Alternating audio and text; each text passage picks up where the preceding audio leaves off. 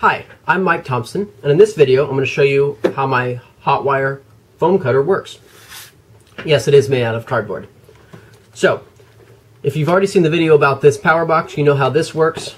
You know how I built this if you've already seen those videos. So let's go ahead and fire it up. Now I don't know if you can hear it or not, but my wire is humming because I've got the AC running through there back and forth real fast. That's how I know it's on, so I don't need any indicator lights or anything like that. It heats up pretty quick. I'm going to turn it. I've got my 1-inch foam here. I cut out a gear the other day, so I'll turn it up to Charlie and show you how this thing works.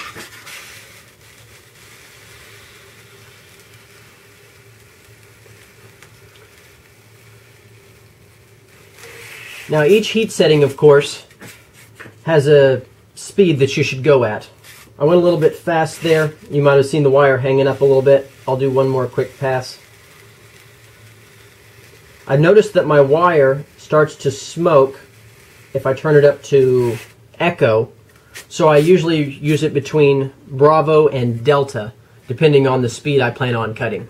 Because with this wire, the 0.43 millimeter 16 gauge, the kerf gets kind of wide, usually about 3 wire diameters.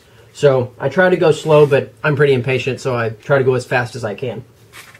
So that's that. I mean, what's great about this, which I didn't even realize the advantages over a scroll saw, is you don't have to just cut this direction into your spine. You can go front ways, back ways, slant ways, and any other which ways you can think of, which is really, really cool. So that's that. I'm going to go ahead and show you now how I cut circles with it. We'll just keep it all in one video. So I made this jig. I've got 2 different scales on it. These numbers here are inches in diameter, so the distance is actually only half. These 2 notches here are improvements over one of my original designs. The notch keeps the wire centered directly along either this row here or this row right here. The reason for these notches is, imagine you were using this end, and let's use this paper, my old hanger here, for a wire. So let's say that in the center here you poked a pin through to be your pivot, and so this is your foam cutting wire. If it's here, you're going to get exactly the radius that you want. But what happens if you try to hold this cardboard piece with one hand while you're trying to spin the foam with the other, this wire could wander off center, in which case your radius is going to be non-uniform, or at the very best larger than what you wanted it to be.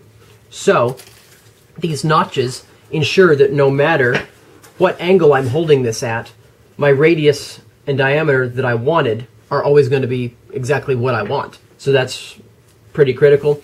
I have 2 separate rows because these are in 1/4 inch increments, and I didn't want to drill holes that close through my cardboard. In case you're wondering, this cardboard is 2 layers thick, so it's 10/32. Let me go ahead and show you how it works.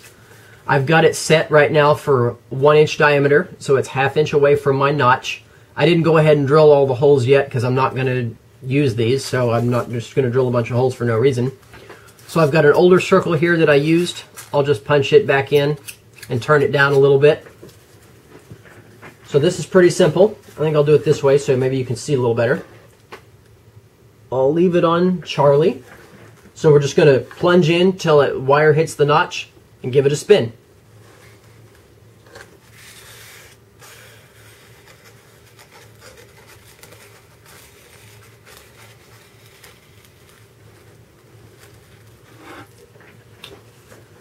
And that's all there is to it.